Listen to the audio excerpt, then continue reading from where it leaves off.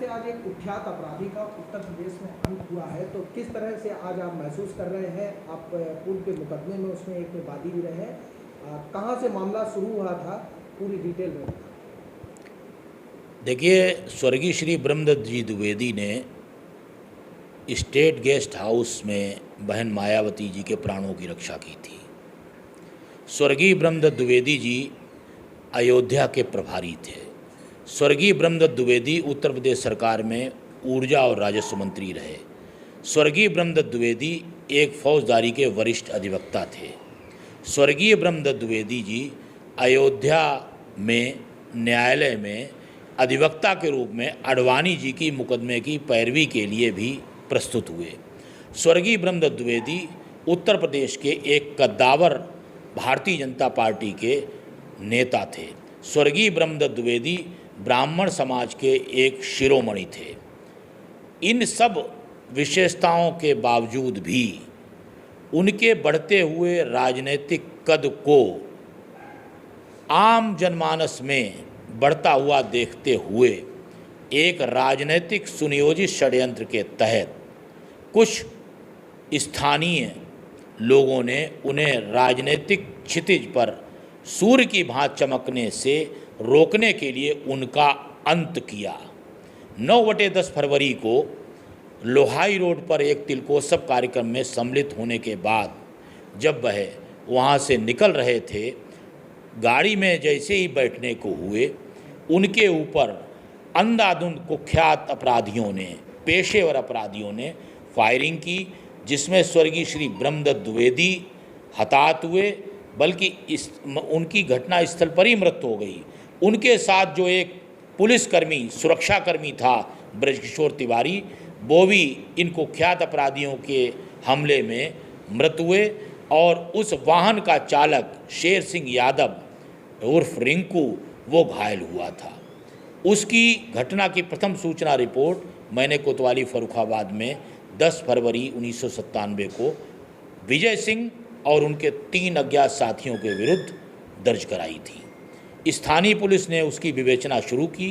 इस दर्दनाक घटना, दर्दनाक हत्या की खबर सुनकर माननीय अटल बिहारी वाजपेयी, माननीय लाल कृष्ण जी अडवाणी, माननीय मुरली मनोहर जोशी जी, तीनों हमारे भारतीय जनता पार्टी के स्तंभ भारतीय पाठशाला में जहां उनका पार्थिव शरीर रखा हुआ था, उस दिन 10 फरवरी को उनका आगमन हुआ और उन्होंने खुले रूप में ये कहा कि स्वर्गीय ब्रह्मदत्त द्विवेदी, अटल जी का ये कथन था, मेरे उत्तराधिकारी थे। ऐसा कद प्राप्त करने वाले व्यक्ति की नृशंस हत्या करने वाले अभियुक्त विजय सिंह और ये संजीव महेश्वरी डॉक्टर उर्फ जीवा को सीबीआई के द्वारा अपनी विवेचना में नामांकित किया गया। नामांकित करने के बाद इस मुकदमे का ट्रायल सीबीआई न्यायालय लखनऊ में हुआ। न्यायालय के द्वारा इनको आजीवन कारावास की सज़ा दी गई, जिसके विरुद्ध इन दोनों अभियुक्तों ने माननीय उच्च न्यायालय इलाहाबाद की लखनऊ खंडपीठ में अपनी अपील दायर की, लेकिन माननीय उच्च न्यायालय ने भी नीचे की अदालत सीबीआई न्यायालय लखनऊ के आदेश को यथावत बनाए रखा और इनकी आजीवन कारावास की सज़ा, आज तक ये आजीवन कारावास की सज़ा कारागार में काट रहे हैं। विजय सिंह बांदा कारागार में हैं, संजीव महेश्वरी उर्फ जीवा उर्फ डॉक्टर ये लखनऊ कारागार में बंद थे। आज जिस प्रकार से इस कुख्यात अपराधी की हत्या की गई है, आज उत्तर प्रदेश में कानून का राज है। या तो हत्याभियुक्त अपराधी प्रदेश के बाहर हैं, या प्रदेश छोड़ गए हैं, या इसी तरीके से मृत्यु को प्राप्त हो रहे हैं। इनका लंबा आपराधिक इतिहास है, लंबी रंजिशें हैं। इन लोगों ने कई एक विशिष्ट व्यक्तियों की हत्याएं की हैं। आज जो भी इनके साथ हुआ है, यही होना चाहिए था।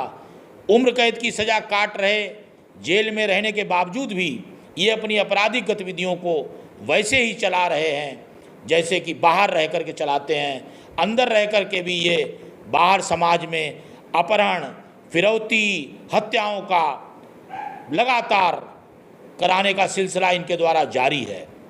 आज जो कुछ हुआ इनके साथ ठीक हुआ, यही होना चाहिए था। अभियुक्त हत्याभियुक्त को कभी भी किसी भी तरीके से ईश्वर भी माफ़ नहीं करता है। आज ईश्वर ने उसे भी वही गति दी जिस गति को उसे प्राप्त होना चाहिए था। आज आप जो है काफ़ी भावुक भी दिखाई दे रहे थे, तो कैसा परिवार में आज खुशी की लहर है। स्वर्गीय श्री ब्रह्मदत्त द्विवेदी का एक हत्यारा किसी कुख्यात हत्यारे के द्वारा मारा गया है। पूरा परिवार प्रसन्न है और समाज में भी आज इस बात को लेकर के बहुत ही प्रसन्नता है। चाहे वो भारतीय जनता पार्टी का कार्यकर्ता हो, चाहे वो किसी भी राजनीतिक दल का कार्यकर्ता हो, स्वर्गीय श्री ब्रह्मदत्त द्विवेदी सभी राजनीतिक दलों के चाहने वाले थे। सभी राजनीतिक दलों के कार्यकर्ता उन्हें चाहते थे, क्योंकि वो एक संघर्षशील कार्यकर्ता थे। संघर्षशील कार्यकर्ता होते हुए उन्होंने ये उच्च पद पर नेता बनने का एक स्थान ग्रहण किया था। क्या नाम है आपका सर? सुधांशु दत्त द्विवेदी। इस जो मुकदमा था इसमें वादी थे? मैं इस मुकदमे का वादी हूँ।